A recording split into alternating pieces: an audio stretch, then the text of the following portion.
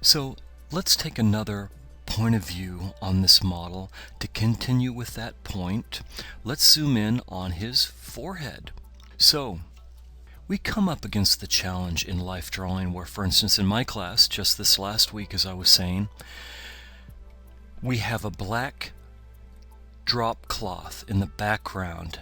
We have a bright spotlight on him, and so with the spotlight coming in at a 3/4 angle, the frontal part of his head is facing more of the light, and so it makes sense that this area is where the highlights are going to be, curving from highlight into halftone, curving from highlight into halftone, and going back in space, XYZ axis, length, width, and depth, highlight curving back in space into halftone.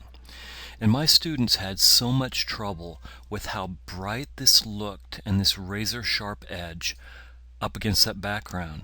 Now they're a talented bunch of students. I'm really pleased to have them. They're showing lots of potential. It's a good group. But they were doing things that did not emphasize the three-dimensional nature of the form. They unfortunately had a real hard time falling back on this idea of finding the three-dimensional sculptural statement. What some of them fell towards with the best of intention was actually something that went in this direction. Oh my gosh, how could that happen? Well, it happens naturally. It's what we all have a tendency to do at times. These highlights right here, when you look right at them, look really bright next to these darker halftones. These darker halftones look really dark compared to these brighter highlights. This bright spotlight on his head, even back here, looks so bright when it's compared to this razor sharp edge up against this very dark backdrop.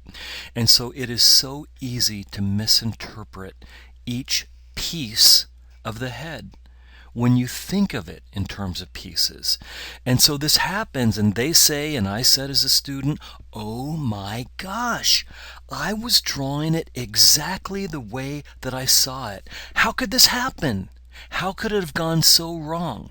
Well, the truth is that we were not drawing it the way that it really was. What we were doing was drawing how we responded to individual parts emotionally in the moment without taking the time or bothering to properly compare the parts to the whole. So, an endless repetition from me about squint and compare. Squint and compare, squint and compare, to emphasize the clear three-dimensional statement and the relationships of the lights and the darks. So proof of concept then, let's keep going with this idea to really drive it home and prove that yes, it's a good idea to exaggerate and emphasize, but it really is there. So let's zoom in on that here and take a closer look. So it's not too much of a surprise that these highlights here, I grabbed those highlights and put a swatch of the same value, and yes, they're quite a bit brighter, maybe even brighter than you expected. But how about down here? You know, these halftones down here are much darker than those lighter highlights. In fact, they look like they're about the same value. You know, these halftones back here, it looks about the same. Sure, maybe this is a little lighter, but it looks real close.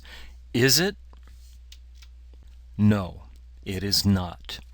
Even these darker halftones right here, when I select that value and then repaint it back here, look at that value jump. This value is significantly brighter than what's back here. Okay? So even if your eyes fool you, you have to know, you have to have the knowledge that the form turns. It's impossible for a form facing the light to be as dark as a form that starts to turn away from the light.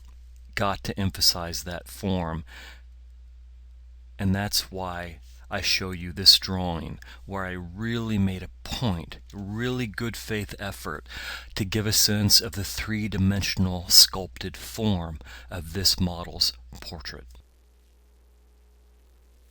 So it's a good time to take a break now, I think.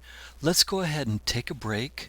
Go ahead and stand up, have a nice stretch, get something to drink, and you can come back fresh to part 2.